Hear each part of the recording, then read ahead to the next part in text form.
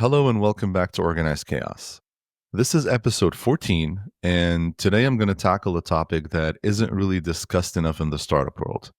It is the difference between hiring for capacity versus hiring for capability, and why understanding this distinction is crucial for your company's growth. When most founders think about scaling their business, their minds immediately jump to hiring more people. It makes sense, right? More customers means you need to produce more, which typically means you need more hands on deck. But here's what I've noticed after years of working with growing companies.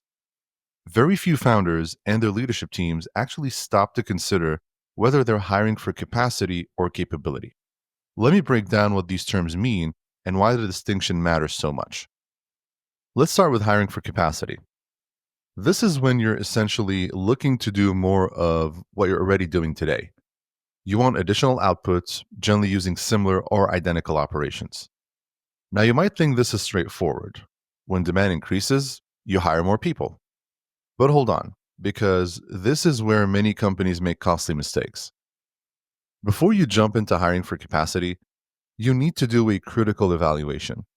Is your need for extra capacity truly the result of increased demand, or is it actually stemming from inefficient operations and processes that could be improved? I can't tell you how many times I've seen companies hire more people when what they really needed was to fix their broken processes. A lot of times, improvements in internal processes and your operations overall will result in capacity improvements without additional headcount. From my experience, this is the number one reason that causes startups to lay off employees. They overhire people and then realize that they never needed them all in the first place. Let me give you a real example of an 8 figure electronics manufacturing business that went through a capacity hiring crisis around 5 years ago. This company forecasted a massive spike in demand and decided to increase its headcount in several departments. They more than doubled their warehousing space and stock levels in the process. Within a few months, costs were going up and their profit margins took a big hit, while the demand didn't increase as much as they anticipated. The company was very inefficient and spent inconceivable amounts of money on staff and logistics, although there were several warnings from people in the organization, myself included, that this was a bad idea and that they should revamp some critical areas of the operation to drive down costs and essentially do more with less. Unfortunately, the leadership team was not on board with the recommended changes. 6 months later, the company's cash was wiped out, and they sold a major stake in the company to a VC firm. Unsurprisingly, the entire leadership team was let go soon after the acquisition, once the VC firm had a chance to audit the entire operation. The company also went through 3 rounds of layoffs in the process.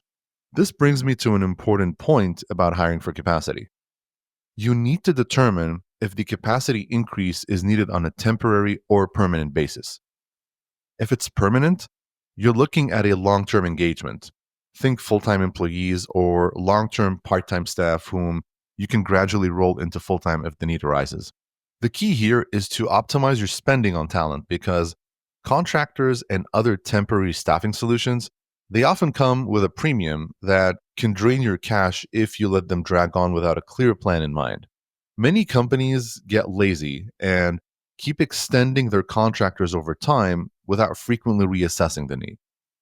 On the flip side, if you need temporary capacity, maybe you're experiencing a seasonal spike in demand or trying to complete a specific project faster, then short term solutions make more sense.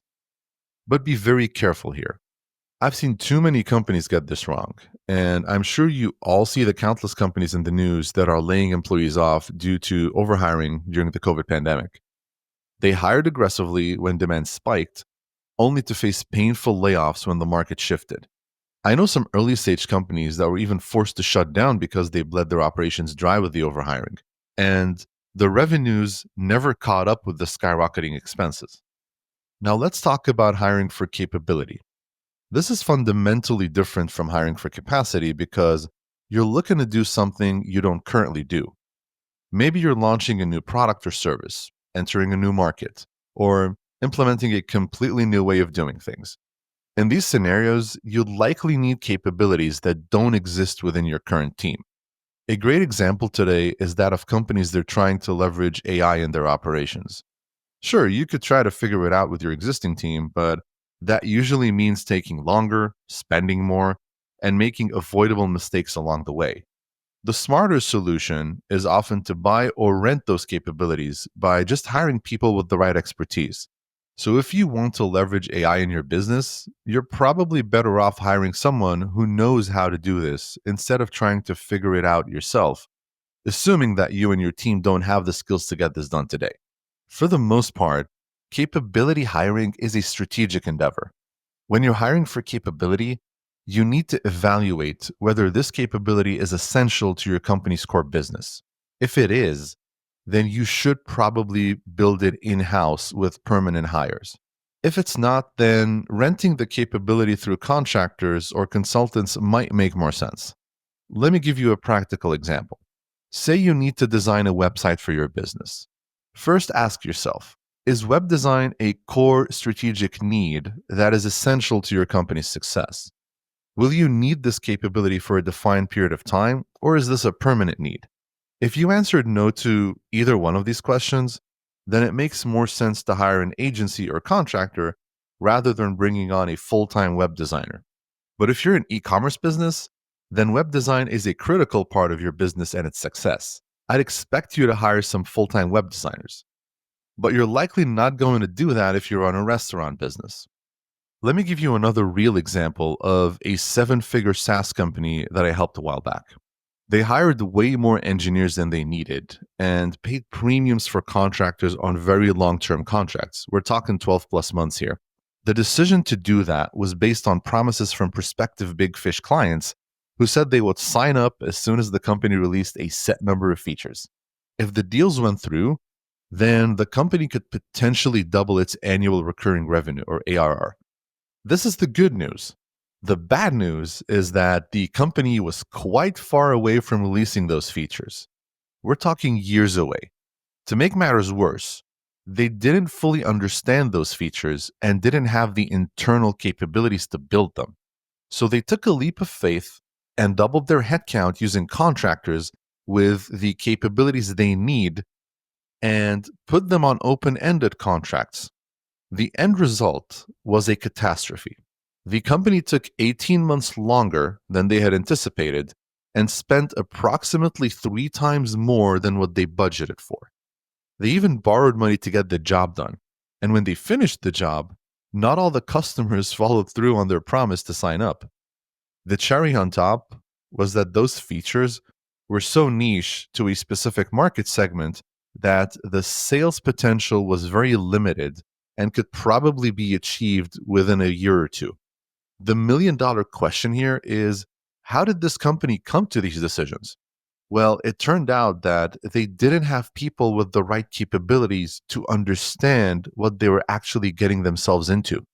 They dug themselves into a deep financial hole and lost out on other market opportunities as a result.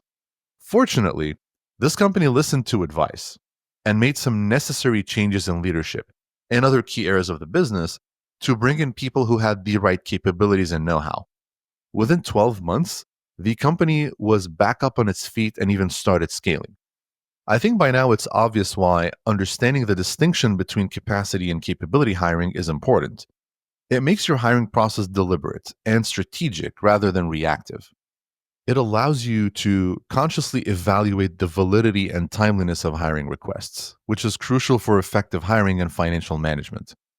It allows you to tie your hiring needs to your business goals and ask the tough questions before you commit to adding headcount.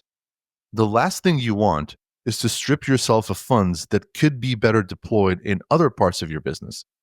On the other hand, you want to make sure that you're hiring the right type of talent that will help take your company to the next level. When you're scaling a company, every single hire matters.